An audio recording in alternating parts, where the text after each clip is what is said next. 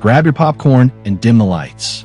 Welcome to a wild, glamorous ride through the roaring 20s, where we are tracking the massive boom, dramatic rebrands, and tragic closures of movie theaters across the twin cities of Minneapolis and St. Paul.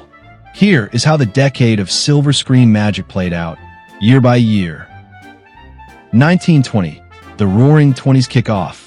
The decade started with a massive burst of cinematic energy on both sides of the Mississippi River. August 28th, Minneapolis welcomes the Blue Mouse Theater, kicking off a new era of entertainment. May 15th, across the river, St. Paul fires back with the opening of the Astor Theater.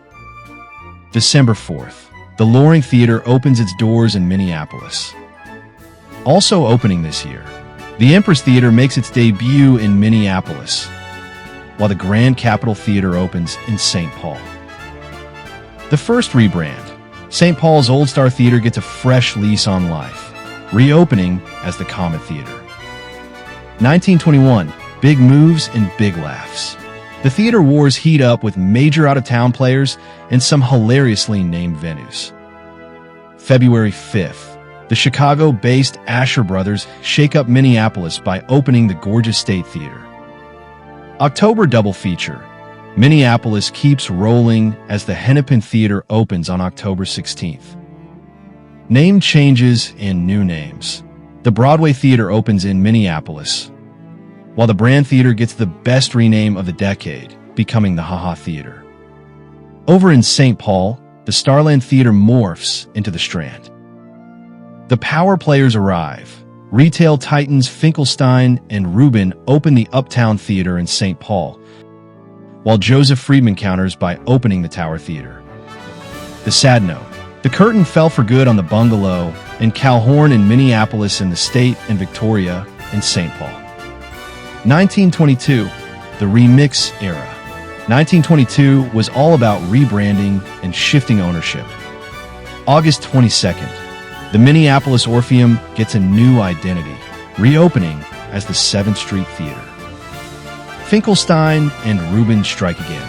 The duo renames the old Comet Theater in Minneapolis, transforming it into the Lyric. St. Paul shuffles. The Palace Theater gets an upgrade, officially becoming the Palace Orpheum. 1923, Secrets and Second Runs. A quieter year, but one shrouded in a bit of mystery. June 22nd, the Minneapolis Blue Mouse pivots, becoming the Lyric Theater to showcase second-run movies. The Stealth Opening. The Colonial Theater opens in Minneapolis, but weirdly enough, it completely evades the local newspaper archives. No mention anywhere. The sad note. A handful of local screens permanently went dark this year in the Old Lyric in Minneapolis and the Unique in St. Paul.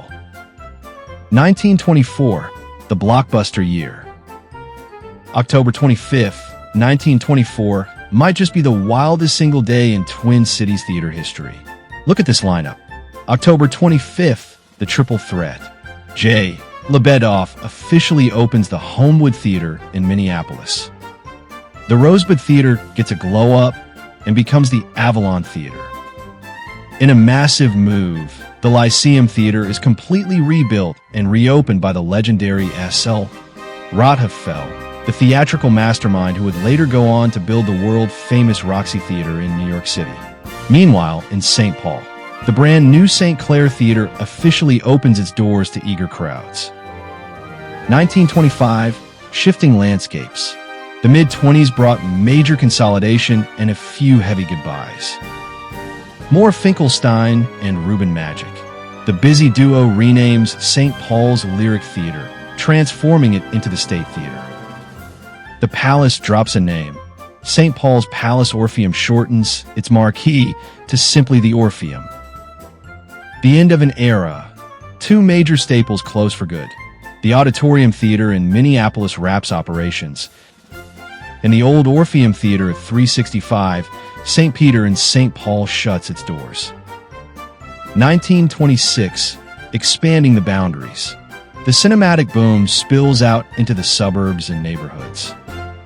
July 31st, The Nile Theater opens in Minneapolis with plenty of fanfare.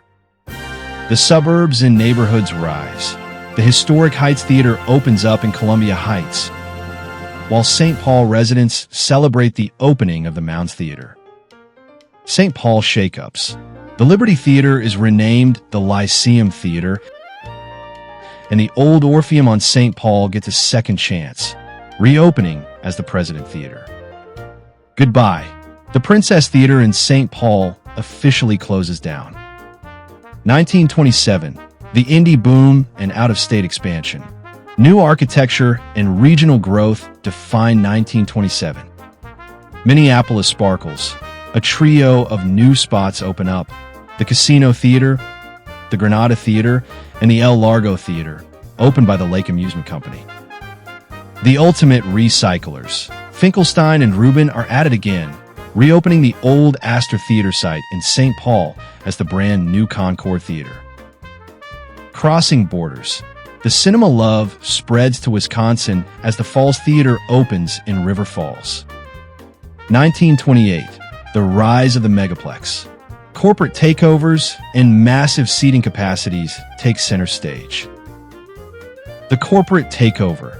Entertainment giant Publix Theaters swoops in and buys out the massive Finkelstein and Rubin empire.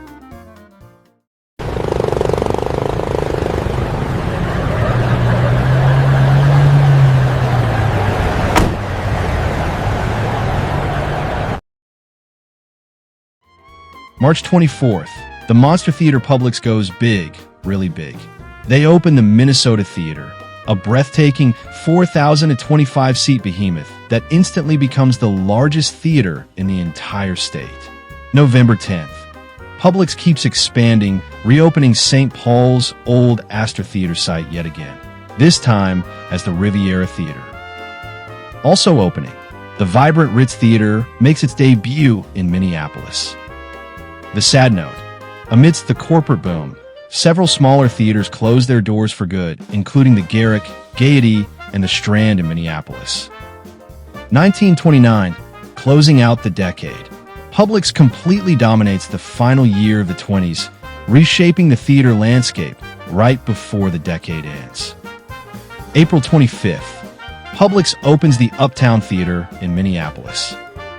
September 28th, Publix gets creative, opening the Century Theater directly inside the shell of the old Garrick Theater in Minneapolis. The rebrands and reopenings. The Gaiety Theater in Minneapolis happily reopens its doors. Meanwhile, Publix takes over St. Paul's Capitol Theater, renaming it the Paramount, and the Oxford Theater, renaming it the Uptown. The final curtain. The decade wraps up with a final round of theater closures across the cities, including the Lagoon in Minneapolis and the Concord in St. Paul. Thanks for watching this trip down memory lane. If you love local history and classic cinema, remember to like and subscribe for more deep dives into the past.